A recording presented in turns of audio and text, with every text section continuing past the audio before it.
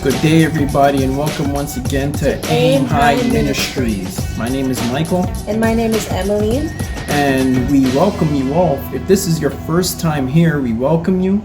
And basically what Aim High with Mike and Emma is all about, we are about equipping the new believer and those who may be struggling with their faith with practical solutions to help them navigate through their life, their newfound relationship with Jesus Christ. We give practical tools.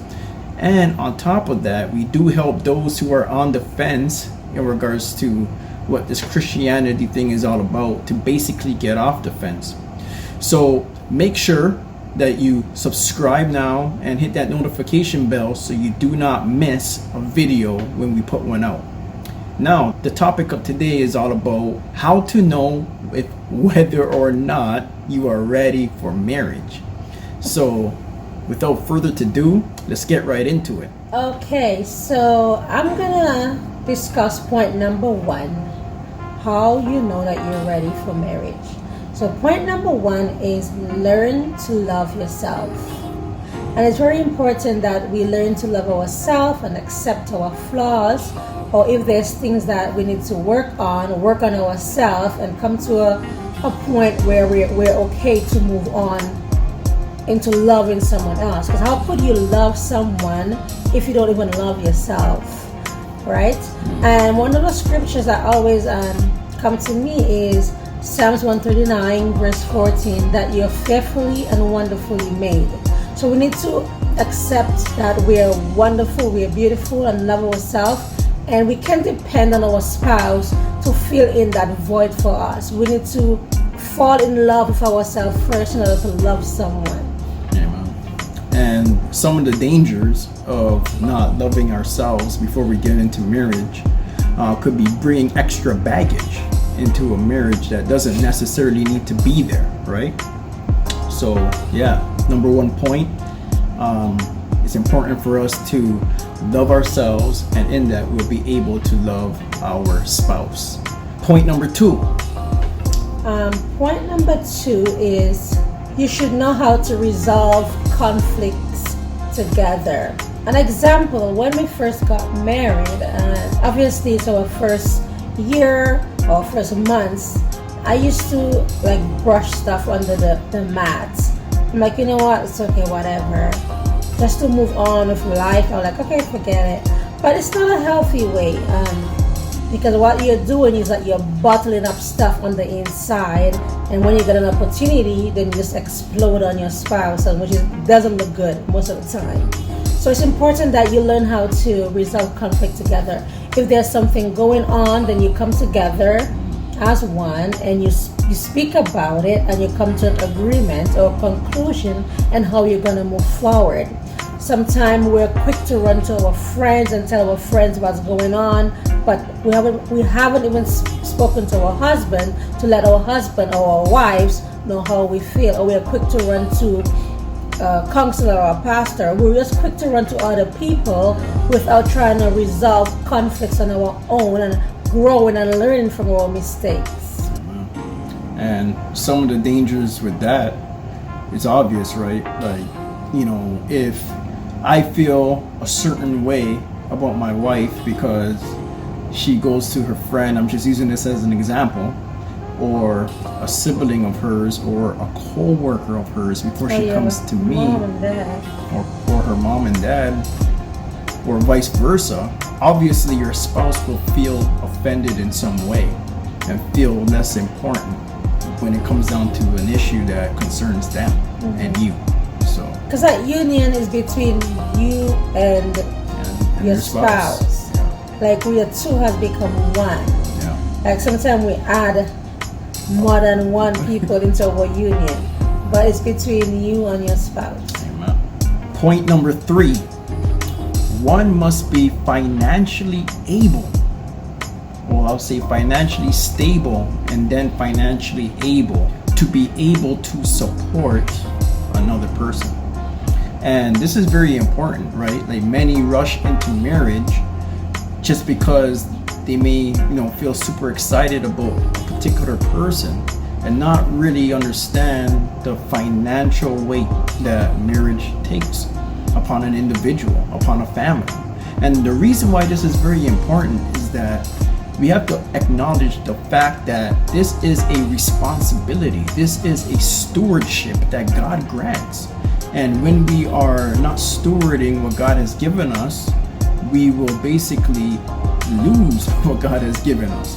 And we know that one of the biggest issues, one of the biggest things that destroy marriages are financial things, money, wealth, right? The preservation, the transfer of it. Who owns it, right, Emmeline? Right. Between Emmeline and I, she works, I work, but we don't believe in having separate bank accounts. We don't believe in having our finances separated. And the reason for that is because what's hers is mine and what's mine is hers. Now, everyone can do what they believe is, doable for them. But at the end of the day, we understand that transparency is critical, oneness is critical, and especially when it comes down to finances, we need to make sure that we are on the same page. But as a man, you need to make sure that even if your wife is not working, you are able to stand up and take that financial responsibility that God has called you to take. And that actually happens prior to getting married, not when you're married, prior to getting married. And we're not telling you, okay, join your account together. Sometimes there are some red flags that you see in your spouse. Perhaps maybe you guys aren't equally yoked, and there's some red flags that you may see. Okay, maybe he spends a lot, or maybe he's not a good steward of money.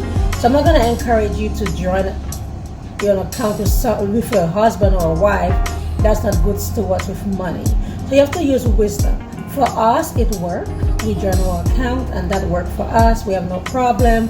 We're okay with it, and that's what worked for us.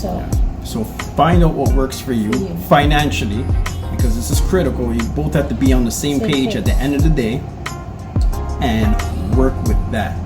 But prior to getting married, that's what it's all about. Knowing, discuss these things. What it's all about. Discuss these things prior to getting married. Point number 4. You should be able to trust your partner. Trust is so important in a union. I wouldn't dare get married to someone that I did not trust. Like, I have to trust you with everything, with that being the head of my household. Can I trust you with that?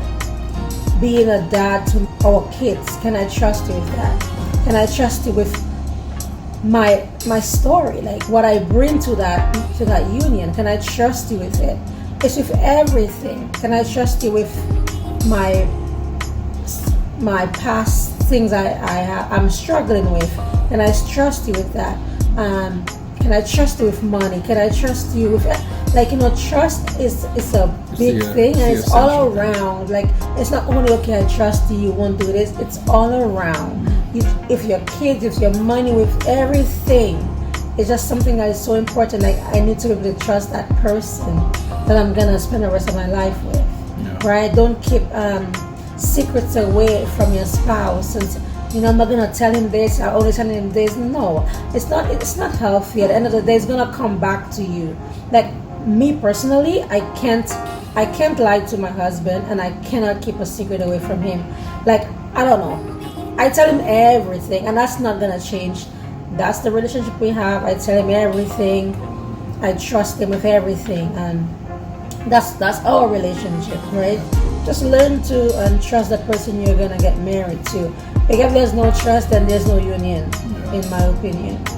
And if there's no trust, then what's gonna happen is every time something suspicious happens, you are going to lose more and more of that trust, of that little trust that you brought into the marriage. And very quickly, the marriage will disintegrate. So it's very important prior to marriage to build up within yourself acknowledgement that, hey, you are going to grow in the area of trust. And you, prior to getting into marriage, have to understand that the person that you're going to marry, you have to entrust that person with absolutely everything about you. And that's the only way the marriage will work. Point number 5, one must be able to control their temper. James chapter 1 verse 19 says this: let every person be quick to hear, slow to speak, and slow to anger. So it's very important that we are able to control our emotions prior to getting married. Control your anger prior to getting married. The great danger that occurs when we do not begin to control our anger and our emotions is oftentimes another spouse will end up being physically hurt, psychologically hurt, or mentally hurt, and no one deserves that. So prior to getting married, you have to do a true self-evaluation and see where you're at as it relates to anger. Are you able to contain your anger? Are you able to navigate and control your anger by the Spirit of God? Are you allowing God to take hold of your anger and basically deal with that sin, deal with the dangers that anger presents when it manifests itself? Another issue when it comes down to anger is that you begin to make decisions based upon your emotions versus logical decisions, right? Because you get extremely angry. What you're going to do now is you are going to lead your spouse to the wrong path. You're going to open up the wrong doors, because now what you're doing is you're allowing emotion to carry the marriage, and that is very, very dangerous. Point number 6. Point number 6 is have a discussion about sex. This is a really big one. Like, even for me and Michael, when we were courting, we didn't really speak about sex. Not really. Not really. Like, that wasn't the topic. Like, okay, so we'll just figure it out when the time comes. Like, we just didn't speak about anything. But it is so important to speak about it, because you want to know on what are we on the same page in terms of intercourse and intimacy. Are we going to be using birth control? Do we plan on having kids? How many kids? Like, so many things. Like, ask question about,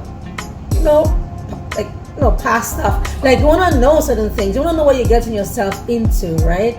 So it's really important, because sometimes people get married and like, okay, I don't want kids. Oh, I don't want, like, true. Yeah. So just so many things that comes with sex, and I feel like sex is not being spoken a lot in the church as well. I don't know why.